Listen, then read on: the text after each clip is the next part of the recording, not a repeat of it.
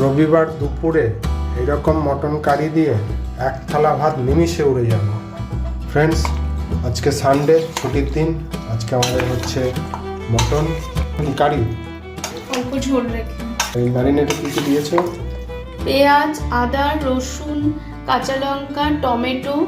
মশলাপাতিতে নুন, হলুদ, গরম মশলার গুঁড়ো, ধনের গুঁড়ো, জিরের গুঁড়ো আর সর্ষের তেল।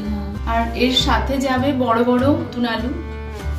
পেঁয়াজ ভাজা হচ্ছে, একটুখানি চর্বি দিয়েছিল সেটাও দিয়ে দিয়েছি এর মধ্যে, যে বলে একটু তেল মাংসটা দিয়ে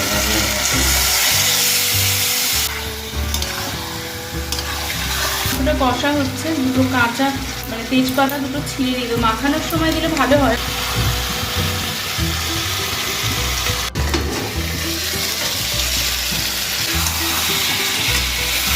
মাংসের রংটা দেখো, দারুণ কালার হচ্ছে। এখনো কষতে হবে আর একটু। তুমি তো এখনই খেয়ে নিই মটন কষা। আজকে আমাদের মটন কারি হচ্ছে, তাই তো? এটা হচ্ছে আমার ফেভারিট ডিশ।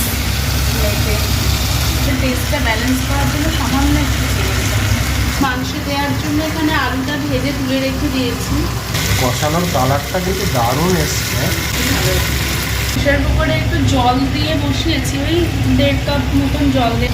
জলটা ফুটে গেছে, এখন মাংসটা ওর ভেতর দিয়ে দেবো।